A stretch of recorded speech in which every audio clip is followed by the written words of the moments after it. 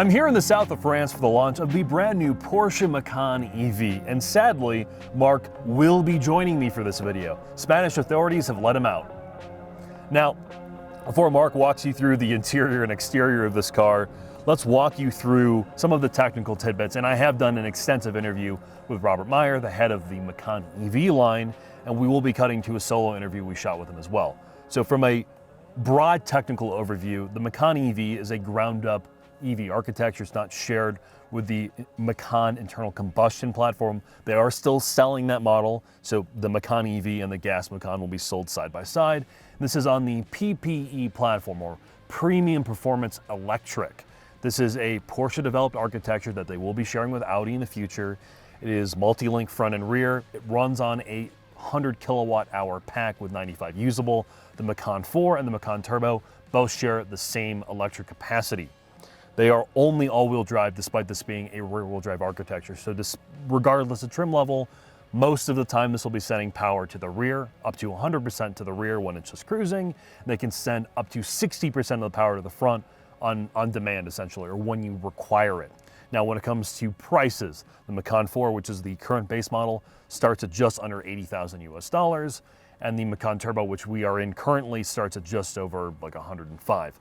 Fully loaded, the Macan Turbo sits at about 125, and fully loaded, the Macan 4 with every option is about 100 Gs. And the joy of Porsche is you can customize this thing to the hilt. This is a true luxury good, so their approach is full customization. Mark will touch on that a little bit later.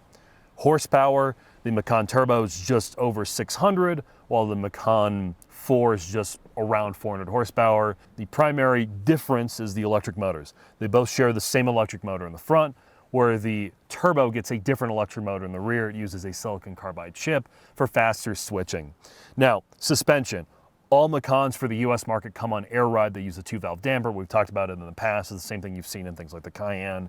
The 2 valves allow them to separate compression and rebound, and they do a good job with the air springs themselves to help negate roll, squat, and dive. It's not the same thing as Porsche Active Ride, but it is deceptive, and we're going to talk about that while we drive. Now, for the first time ever, Macans as well come with optional rear steer. You get about 5 degrees of maximum turn angle. The main benefit in low speed is obviously turning radius and initial turn-in, but at high speeds where you're really going to notice the increased wheelbase effect of having rear steer, it lends to a greater sense of stability to this car. Now, the last thing I'm going to talk about is from a functional perspective. The aerodynamics of this car are greatly improved versus the regular internal combustion Macan.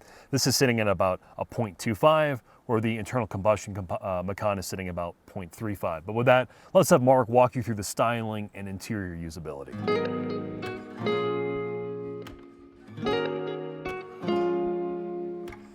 Jack's the kind of guy that'll drag a man halfway across the country to drive a Porsche. That's me.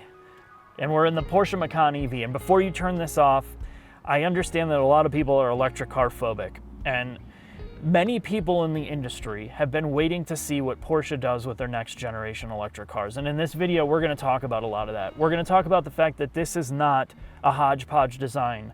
They didn't take a platform and try to jam an internal combustion engine into it and a regular transmission. No, this platform is designed to be a ground-up EV. So there's some things that they've been able to do here. The inside packaging, which is equally important, doesn't have to have room for a transmission tunnel and some of the things that the regular cars had to do. So in the case of Porsche, they've struggled in the past of trying to package all the things that everybody wants, right? Like, it's not just a sports car here. You're paying a lot of money to use this as a family vehicle, to do everything in it, not just drive well. So you have usable storage in your doors for once. You can fit a big bottle. You have 2 cup holders, or you probably fit multiple cups in here, and there's a space below this. There's a wireless phone charger to put your phone in. It's not going to go flying around. And all throughout this cabin, there feels like there's more space than there ever has been before to utilize it as that regular car. Your hatch space is pretty good for this class. You got to remember, this isn't a huge vehicle. So it's for somebody that doesn't want like a massive Cayenne or a 3-row vehicle, but you can still fit a stroller, you can still fit your groceries, you can fit a car seat in the back, and because it's an electric vehicle, it's got a frunk. So it gives you that extra layer of capacity where there's things that might just be sitting in the back permanently that you can put in the front that don't eat into your usable capacity. So again, that's where this kind of separates itself. And I've had complaints about Porsche in the past where, they don't seem to be keeping up with what the commodity brands are doing and how they're improving. And this is a sign, not only in terms of usability, but technology, that they're understanding that people are catching them. Some of it is their application of Android Automotive here. They've tried to simplify the user interface where any normal person can get in here and just set off and drive it without having to screw around with the infotainment. And if you want to do some customization here for like drive modes, you can, but you're not spending your time interacting with the screen.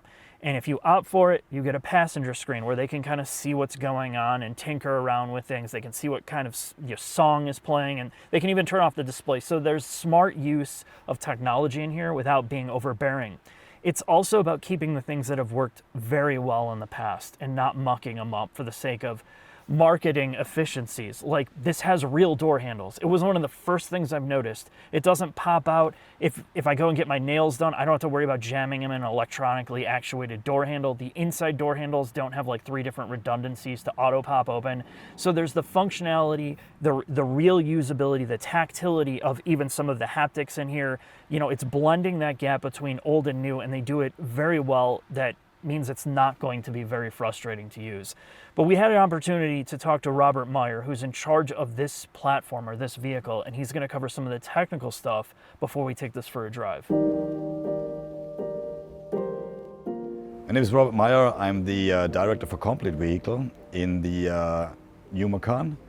I'm with Porsche since roughly 20 years, did several positions, did a lot of work in development. My first project was cooling development of the Carrera GT, quite a nice one. Moved over to several stations in product strategy, then I did some parts in the Taycan, and now I'm in the Macan. Macan first generation is a very successful car. It's the sports car when it comes to compact SUVs. So the major goals for the second generation were on the one hand, increase dynamics. On the other hand, increase the everyday usability. When you sit in the car, the first moment you really have to have the feeling that you are in a Porsche. This is why we were really working hard on getting the seating position as low as possible. Reduce that seating position on the front row by up to 28 mil. Also, we sit on a battery. And doing some other steps in the interior, you really get that feeling that you're sitting in the car and not on top of the car. You always have to compromise on, say, range against weight. And obviously, as I said, we hope this will again be the sports car in compact SUVs. So weight is not that much of a good idea. So we decided for not to go to that huge battery, but on the other hand, really bring in high charging power. Therefore, we try to improve, we call it the travel time, bringing somebody from A to B with several charging stops. So therefore, you need to charge very quick. And if you achieve that, you don't need that much of a big battery. So that was the strategy on that point. I think our engineers don't really have that big goal of creating luxury. They work hard on improve build quality day by day, really to get into details. Build quality is not only how you mount something together. Build quality is sometimes a hundredth of a mil when it comes to the shape of the exterior. It's not only gaps. It's not only maybe the material inside, but it's the way you work with that material, you work with the stitching. So it's little details in the end of the day, which you just sum up. Every single detail is most often just really quality and love for the product. And if you sum these all up, you end up with a luxury car probably. In my eyes, sportiness is not loud or vibrations. Sportiness is that you are really connected with the car and that you feel connected to the street. That the car in every situation does exactly the thing or the next movement you want from it. So that is sportiness, preciseness, directness. So Robert did a good job talking about some of the technical aspects. The other part is talking about charging. If you're on a 240 at home, which is where most owners are going to charge this in their garage, it does pull a maximum of 11 kilowatt hours. So you could charge this overnight in about 8 to 10 hours, realistically. It's also designed to do a stable DC fast charging. Their concept is fast to drive, fast to charge. You know, in this era of infrastructure, it's going to vary greatly. However, on a DC fast charger at about 270 kilowatts, you're going to charge this 10 to 80% in about 21 minutes. That's really the peak of what you're going to expect. So again, depending on where you're at, that number can vary greatly, but their charging curves are supposed to be very stable. And clearly we have not tested this on a first drive, but it's something that Porsche has put a lot of work in to make sure that that EV element kind of falls into the background more. The other part of buying a luxury CUV like this or SUV is customization. And that's where this really separates itself from the commodity brands, because you get 13 colors right out of the gate, which, to be fair, some of those you have to pay more for, but they also give you the ability to do the PTS colors, the paint to sample colors, which is, you know, about 58 different options. And, you know, it gets very expensive, but interior palettes, you can also do a wide range of colors and deviated stitching and all the things that you're used to with Porsches. So this becomes a little bit more customized to your taste, which I really like. It does make it feel a lot more special, but one of the things that's even more special than that is Porsche puts a lot of energy into their driving dynamics. And we're gonna go take this out on the road and just see what it does.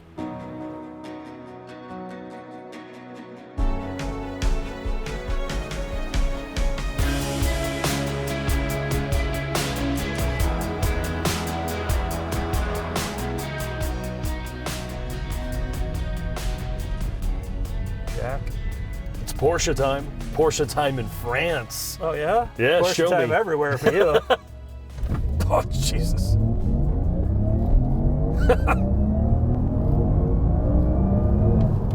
You know, 600 horsepower may not sound like a lot of power anymore, or 800 foot-pounds of torque. It is still a lot of power. 0 to 60 in 3 seconds, or just over that, in an SUV this size.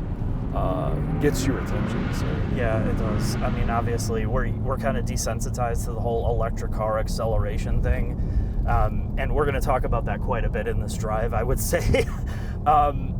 You know, you're taking an SUV and a CUV, and you're starting from the ground up to make an electric car here. Yes. Right. And one of the big complaints that we see from people that are purists and the people that love the internal combustion vehicle is that when you go into an electric car, it doesn't feel as natural, it doesn't feel as emotional, you don't have the vibrations, some of the things that are going on with that, and then you don't have like natural inputs.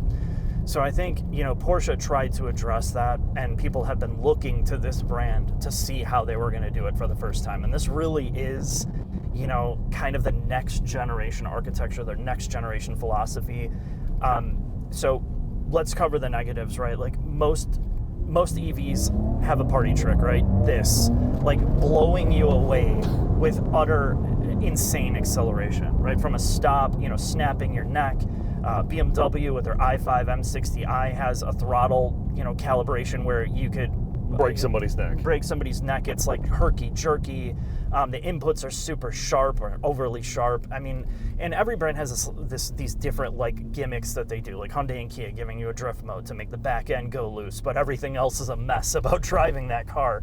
So Porsche's idea here was to make it feel more natural, like you're coming from an internal combustion like sports car or a typical Porsche experience. And they wanted to distinguish themselves, right? On paper, it's going to be harder for brands like this to maybe pull someone away from a commodity car, right? Yeah. Everyone is going to do air ride. Everyone's going to be 0 to 60 in 3 seconds and make a gajillion horsepower. The way this still feels like a Porsche product is they have married all the electromechanical systems together and electronic control of the electric motors, the traction control, everything together in a way that feels incredibly cohesive. This still drives like a Porsche. The front and the rear talk to one another. The way the rear steer gets you in and out of really tight corners. Your mechanical diff in the back, the throttle calibration, the way that the suspension does a really good job. Yes, it's hyper isolated, but you have a good idea of the grip levels front and rear. I mean, this thing does drive absolutely incredibly on a back road like this. You can drive it like a hot hatchback. I guarantee you, if there's another sports car on this road, you're going to keep up with it. Yeah, and I think the one thing to point out is this has gotten so unbelievably good from a driving perspective and from a speed and stability perspective. This would probably outrun many supercars that were made like 5-10 years ago.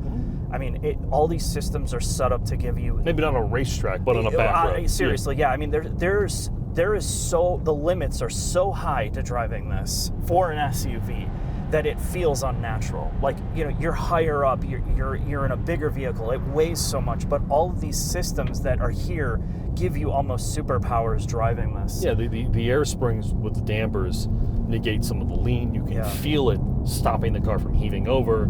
The rear steer, I mean, it is a very, if you're driving it like this, like a sports car, sporty SUV, the capability is really, really high. And because it is a cohesive driving experience, unlike something like a BMW i5, where the front and rear don't talk to one another, or the Hyundai and Kia products, that's what makes this feel like a Porsche. Yeah, and it really is a blueprint going forward of, how do you set up an electric car to make it feel, like it's an actual connected vehicle, like older internal combustion cars, right? And a lot of that is in the inputs. And we spent a lot of time talking about how the inputs are set up on this car. And it starts with throttle response is natural. The linearity of the throttle pedal, despite your drive mode, doesn't get hyper aggressive. Your brake pedal calibration is very predictable and responsive without changing. The brake pedal here, in terms of calibration, they don't do a bunch of regen on this. You can't go one pedal driving with this car. And can you explain why? So this is brake by wire, first off, and they went to their one box design, and their idea is the reason why there's about 0.1 of a G of regen when you get off throttle. And the idea behind that is they want this to feel like a gas car. They want you to use the left pedal, the brake pedal, like you would in a regular vehicle. So if somebody is getting out of a Porsche sports car that's internal combustion, or a Cayenne, or a gas-powered Macan, they can get into this, and the learning curve is non-existent.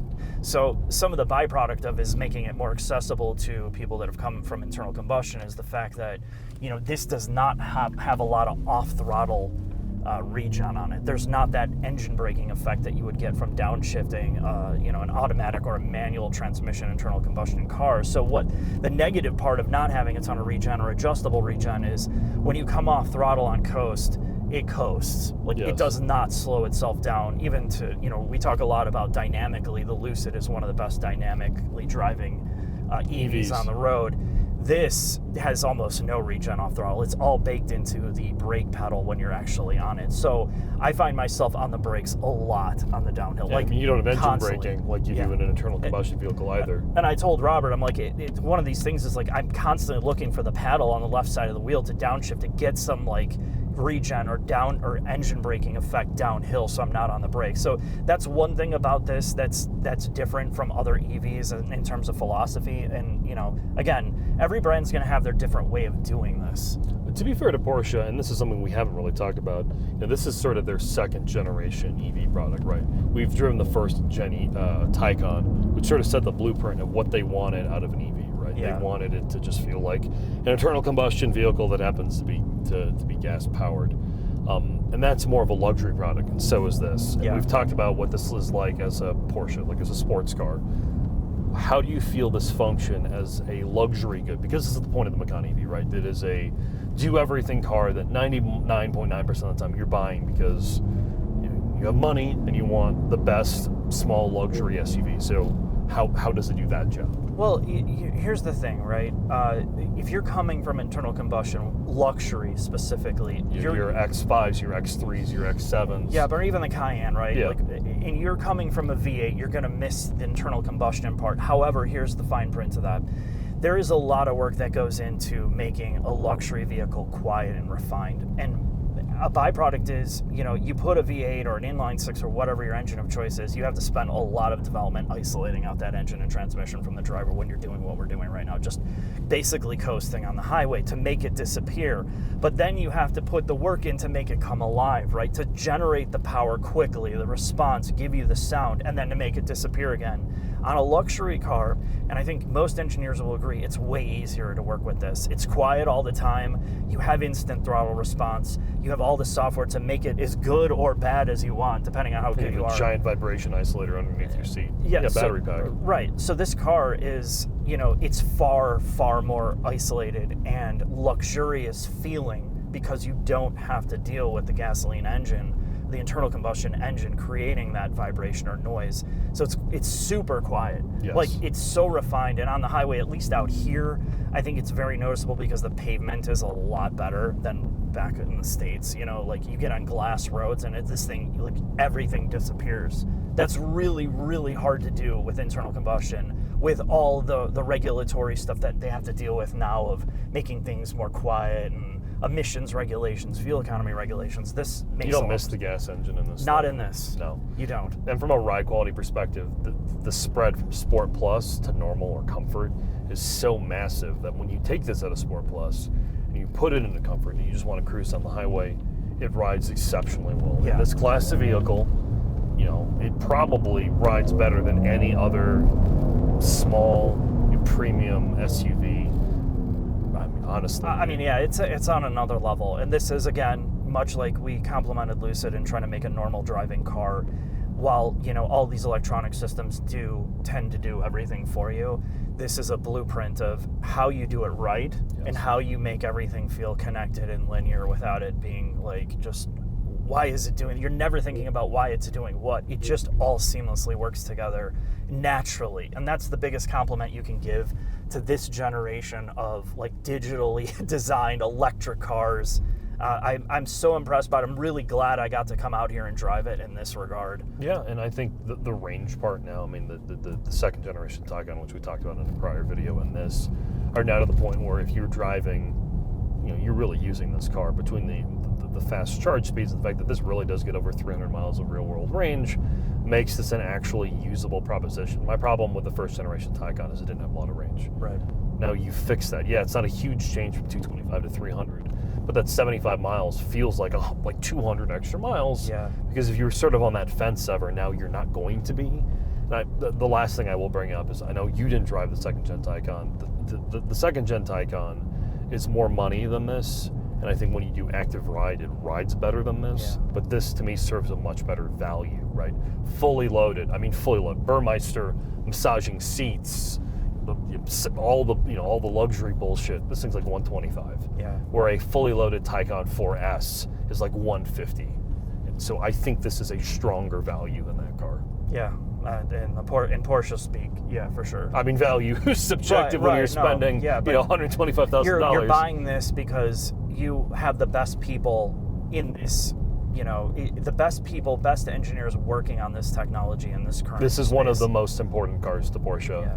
Because for better or for worse, Porsche, it is a sports car company, but what they sell the most of is SUVs. Yeah, this thing. Yes. Right? And they want the EV future to be, Good. they don't want it to be a garbage can, because if you do it wrong the first time, you're going to turn people away. And this is a great example of how you set, you kind of right the course. Now it's just a matter of, it's not going to be for everybody. It's Nope. not for every area of the country, wherever you live. There's going to be limitations to EVs at this point.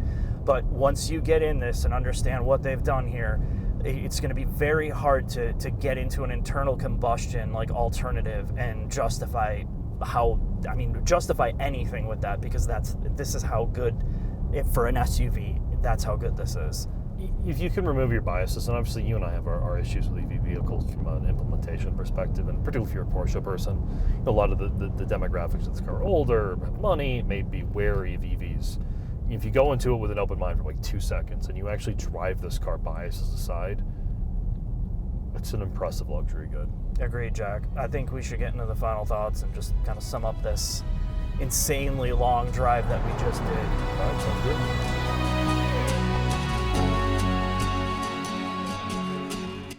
Thanks for hanging in here for a very long video on the Porsche Macan EV. And you'll know I'm not a Porsche fanboy.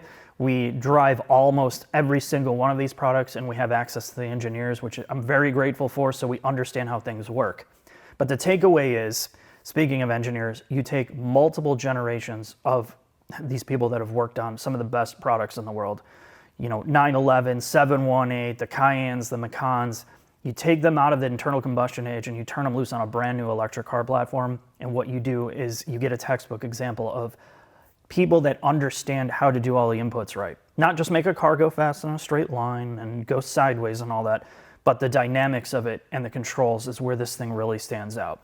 From steering to blended braking and regen in there without even feeling it, knowing that. You can't even really tell that it's a digital power brake-by-wire. You have a differential in the back on the turbo model, and you have the explicit control of how to do throttle calibration. The way that this thing drives is it feels like a full-blown luxury experience, the way that the air ride and the dampers are set up. And then when you want to drive it flat out, it's like a supercar. Not only just going straight, braking, turning, handling, what it's capable of doing will put most internal combustion cars or most sports cars to shame. And I think, again, when you really look at it in isolation of what they're trying to do here and what it's capable of doing, it gives me a lot of hope for the future. And we said this before, and I mentioned them multiple times in this video. Lucid had the same philosophy in how to tune their drive motors and inputs to be natural. If other brands can do this and follow this, we're going to be in a great place for commodity cars. But again, EVs have become a dirty word because one, it's been ramrodded down our throat. There's all these promises that have been made that aren't delivered on. A lot of marketing that's not being honest about what they are and what they're not in this era. And I think, if you can get over that and understand, you don't need an electric car. Most people don't. But if we're going to move in that direction, this is how you do it. It's that special. And it gives me hope for luxury cars specifically and some of these commodity vehicles that I think people are going to get in this, and there's no way they would choose a Macan internal combustion vehicle over this if you had the infrastructure to support it. It's really that transformative. So I'm going to leave it at that, really. There's a lot more to talk about with this, but we're going to save that for a future discussion. Thanks for watching. I'll see you next video.